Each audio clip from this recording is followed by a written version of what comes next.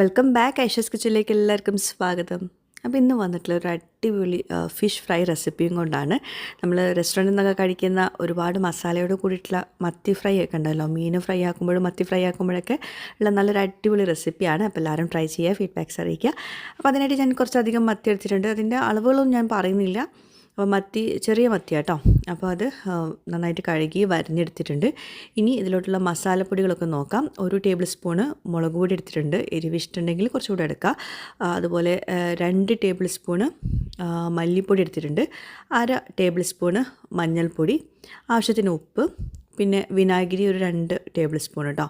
അപ്പോൾ ഞാനിപ്പോൾ കുറച്ചധികം മസാല റെഡിയാക്കുന്നുണ്ട്. കാരണം നമുക്കിതിലോട്ട് കുറച്ച് മസാല മാറ്റി വെക്കാനുണ്ട്. ഈ മത്തിയിലോട്ട് മസാല തേക്കാനല്ലാണ്ട് കുറച്ച് മസാല വേറെ എക്സ്ട്രാ വേണം.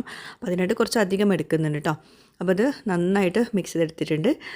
വേണമെങ്കിൽ കുറച്ച് വെള്ളം ഒഴിക്കുക കേട്ടോ. അപ്പോൾ ഞാനിപ്പോൾ ഉപ്പും പുളിയൊക്കെ പാകമാണ്. കുറച്ച് മസാല മാറ്റി വെക്കുന്നുണ്ട് കേട്ടോ. ഇനി ബാക്കിയുള്ള മസാലയിലോട്ട് നമ്മൾ സാധാരണ മത്തിയൊക്കെ ഫിഷ് ഫ്രൈ ആക്കാൻ വേണ്ടിയിട്ട് മാരിനേറ്റ് ചെയ്യുന്ന പോലെ മാരിനേറ്റ് ചെയ്തെടുക്കുക. അപ്പോൾ ഇതിപ്പോൾ പാകമാണ്. ഈ ഒരു മസാല നമ്മൾ കുറച്ച് എക്സ്ട്രാ ഉണ്ടാക്കിയത് ഞാൻ പറഞ്ഞല്ലോ. അപ്പം ഇതിപ്പോൾ ഒരു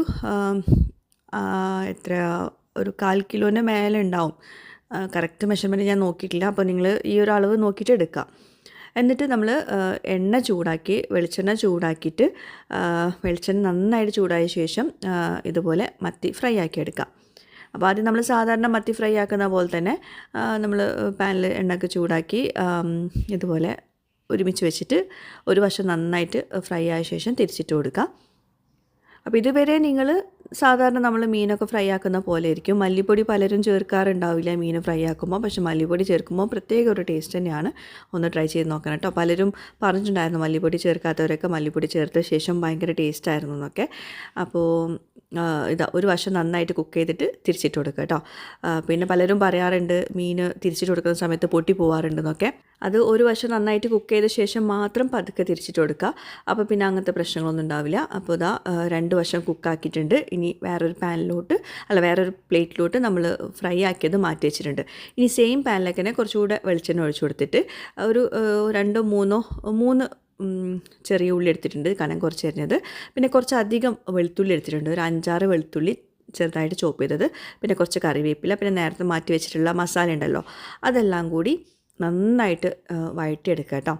അപ്പോൾ അതായത് വെളുത്തുള്ളിയും ചെറിയ ഉള്ളിയും ഒന്ന് മൂപ്പിച്ചെടുക്കൊന്നും വേണ്ട, എല്ലാം കൂടി ഒരുമിച്ചിട്ട് നന്നായിട്ട് വഴറ്റിയെടുത്താൽ മതി. ആ ഒരു മസാലയൊക്കെ ഒന്ന് കുക്കായിന്ന് വരുന്ന സമയത്ത് അതിലോട്ട് കുറച്ച് വെള്ളം ഒഴിച്ചിട്ട് നന്നായിട്ട് മസാല കുക്ക് ചെയ്യണം കേട്ടോ.